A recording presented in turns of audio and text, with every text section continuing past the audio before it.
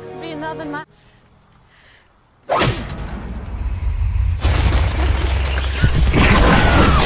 Assalamualaikum warahmatullahi wabarakatuh. Bertemu lagi dengan saya Kang Irfan. Bagaimana kabar kalian? Semoga sehat selalu ya. Amin. Di kesempatan kali ini kita akan mencoba ngerangkum film Primeval 2007 yang konon katanya sebuah garapan sutradara dari Mama Michelle Kestelman ini adalah diambil dari sebuah kisah nyata, yaitu tragedi serangan buaya raksasa di Afrika Tengah bernama Gustav yang telah memangsa 300 orang secara mengkambing buta. Mungkin kalian udah pernah nonton film ini di televisi, tapi karena film ini cukup menarik bagi Kang Irfan, boleh kali ya kita hantam terus. Lalu bagaimana dengan keseruan filmnya? Tanpa berlama-lama, yuk kita gaskan. Tapi ingat, jika kalian suka dengan teriakan Kang Irfan, boleh dong subscribe-nya. Udah, ngopi lah atas sana.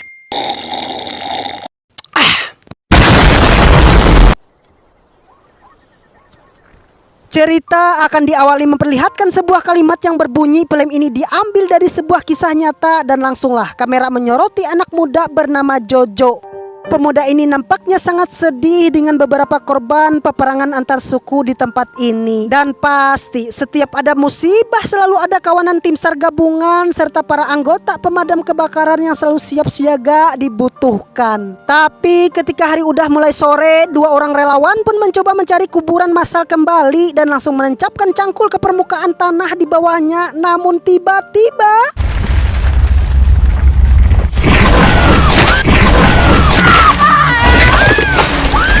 ya, serangan sangat cepat membuat kepanikan semua orang menjadi kalang kabut menembak segala penjuru arah mata air. Dan pasti si Tante ini pun harus modal saat itu juga. Setelah kejadian itu, beberapa surat kabar dan media pun mengabarkan serangan yang selalu terjadi di sana, sehingga para reporter profesional pun akan dikirim ke sana untuk meliput penangkapan oleh Matt Collins, sang ahli reptil. Kini berangkatlah mereka bertiga ya kan, dan saya akan perkenalkan satu persatu. Ada Abang John, lalu tim Humphrey, tapi biar kita gampang kita sebut aja tim, dan yang terakhir ialah Afifa. Singkat waktu, mereka semua pun udah sampai di Burundi Utara dan pasti disambut oleh pemerintah di sana bernama Harry, dan langsunglah capcus menuju sungai Ruzizi, tempat habitatnya buaya Gustav berada. Tapi setengah perjalanan terlihat banyak sekali buaya berkeliaran serta serangan dari pemberontak yang selalu memakan korban dan membuat para buaya di sana kenyang oleh daging-daging prajurit yang gugur. Meski mereka tahu yang dihadapi bukan hanya buaya Gustav, tapi beberapa konflik berdarah di sana, namun tetap saja kelompok ekspedisi ini melanjutkan perjalanan.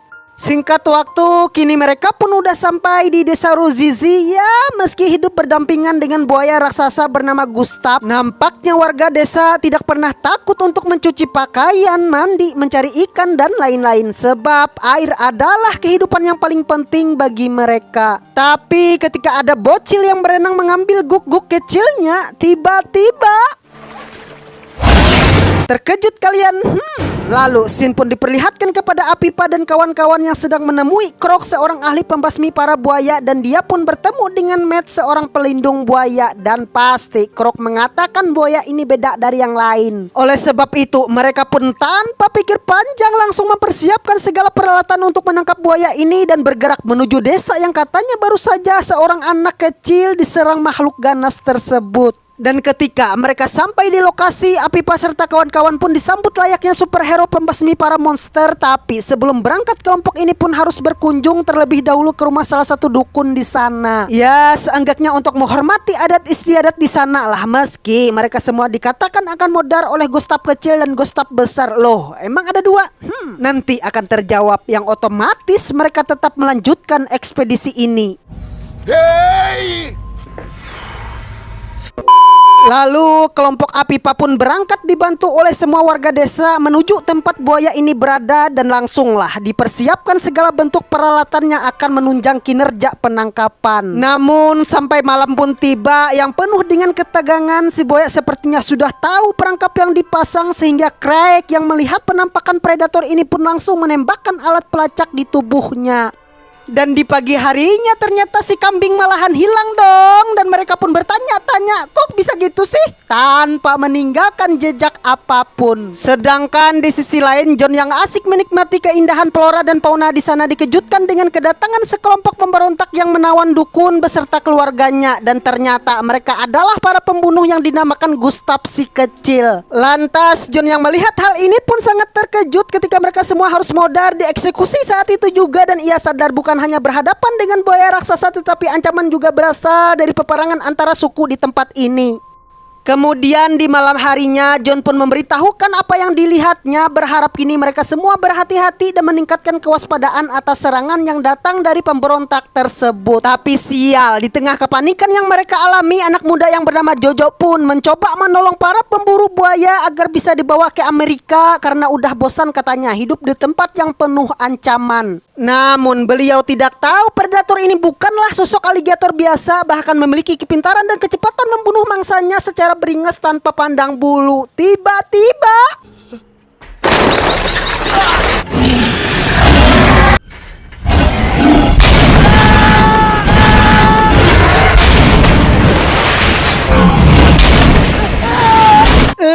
ngeri nggak tuh? Ternyata buaya ini sangatlah kuat sampai Jojo terpental dengan kandang menuju sungai tersebut, sehingga Craig yang melihat hal ini pun langsung meledakkan dengan granat berharap bisa membunuh buaya. Tapi ketika beliau ingin melemparkan granat kedua kalinya, Matt pun berhasil menggagalkannya dan Jojo akhirnya bisa selamat karena masih tetap berada di dalam kandang yang sangat kuat dari serangan buaya. Sedangkan Apipa yang berada di camp di tempat mereka bermalam malahan ingin diperkaus oleh abang botak ini. Otomatis Pipa yang tidak ingin dikasih pisang berwarna kehitam-hitaman pun langsung tendang rudal tersebut hingga beliau kesakitan sampai terasa perut sungguh melilit. Dan untungnya ketika Apipa udah tidak bisa melawan dan berontak, datanglah buaya darat yang kali ini alhamdulillah tidak menyakiti perempuan. Saya kira ketegangan ini sudah berakhir ketika mereka memutuskan untuk meninggalkan tempat ini, malahan sebaliknya ternyata prajurit yang mengawasi ekspedisi tersebut juga bagian dari Gustav si kecil dan langsung mendorkan Craig hingga peluru bersarang di tubuhnya. Yang pasti sebab mereka melakukan hal ini adalah untuk menemukan komputer yang merekam kejadian kemodaran dukun beserta keluarganya, dan pasti hanya John lah yang memiliki akses tersebut. Tapi ketika John tidak ingin menyerahkan video ini, nyawa dialah yang harus dikorbankan. Namun di tengah hitungan 1-3 tiba-tiba Jojo datang dan menyelamatkan mereka semua di hitungan kedua seperempat, membuat John akan berjanji membawa anak muda ini ke Amerika agar bisa berkembang di sana. Dan kini mereka semua pun istirahat di sebuah pondokan di tepian sungai sembari mengabarkan kepada kantor pusat bahwanya Afifa, Tim, dan John beserta sahabatnya dalam ancaman suku pemberontak di sini. Tapi ketenangan tersebut tidak berlalu cukup lama ketika sang monster air kembali melakukan pergerakan yang dilihat di koordinat mendekati posisi mereka berada. Lalu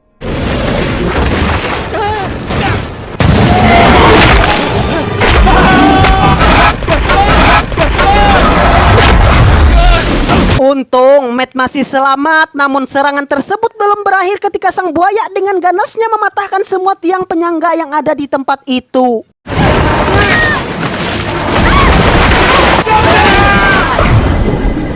Ya, mereka semua terjatuh ke dalam air, membuat Craig yang sudah terluka lebih memilih mengorbankan dirinya demi keselamatan rekan-rekannya, dan tidak lupa beliau hidupkan granat agar si buaya ikut meledak bersama dirinya.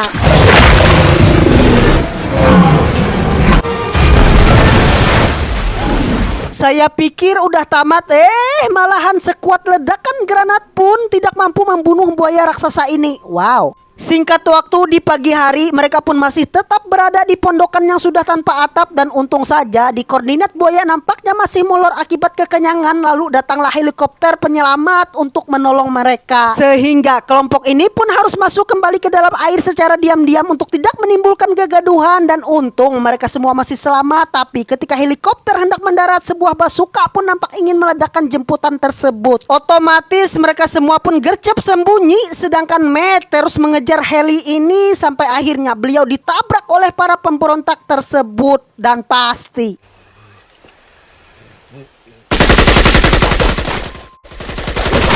Ya, setelah Matt modar, kini kelompok Apipa pun dalam bahaya ketika mereka semua diketahui tengah bersembunyi. Membuat berpisah adalah salah satu jalan terbaik untuk menghindari kejaran si kopret ini. Lalu ketika kejar-kejaran berlangsung, tanpa sadar John malahan masuk ke dalam rawa yang dipenuhi ular berbisa dan pecet penghisap darah. Sedangkan Apipa, tim serta Jojo berusaha menghindari kejaran para kelompok bersenjata ini. Hingga sampai akhirnya Jojo harus tertembak juga ketika berlari, dan si penembak itu terpental terbang mencium kekayuan dengan retakan tulang yang cukup parah. Dan lagi-lagi Jojo dihajar tanpa ampun oleh abang kekar ini, membuat tim yang berada di sana juga ikut adu gelut bersama mereka.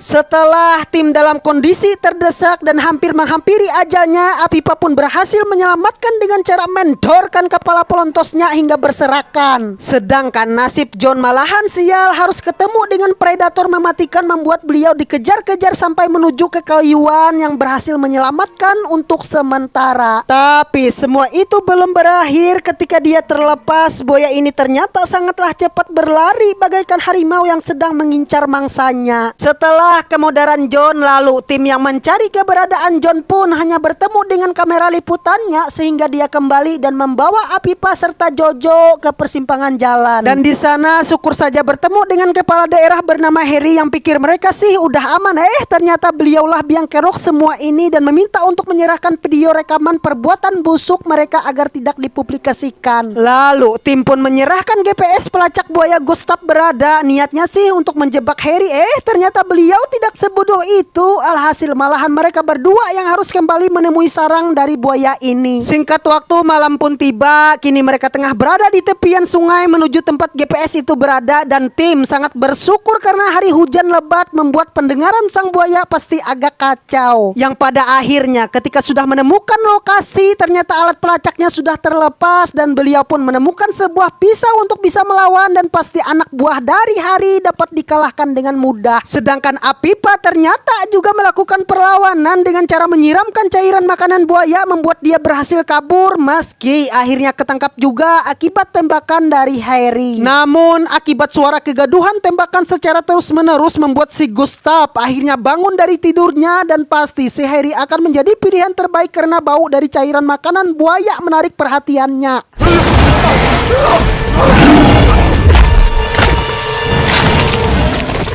Sedangkan mereka berdua yang sudah menjauh dari tempat Hari dimakan langsung pergi meninggalkan lokasi ini. Tapi karena guguk Apipa masih berada di sana, dia pun berusaha menolong, dan saat itu juga Gustav hadir untuk menerkam.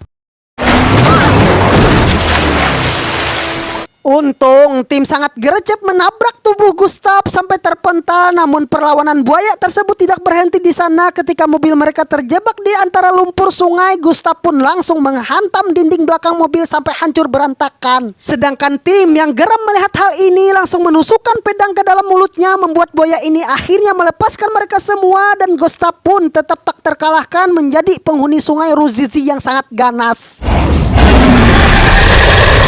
Di akhir film, Jojo pun dibawa ke Amerika untuk hidup di sana. Sedangkan di desa kini tetap mereka semua hidup berdampingan dengan makhluk ganas bernama Gustav. Ya, meski serangan selalu terjadi kepada penduduk tersebut. Tamat. Pesan yang dapat kita ambil pelajaran dari film ini adalah perbanyaklah minum air putih, sebab kalau terlalu banyak minum yang hitam-hitam, lambung Anda akan bermasalah. Saya Irfan dan seluruh acil warung penjual kopi izin undur diri. Bye-bye. Assalamualaikum warahmatullahi wabarakatuh. Subscribe.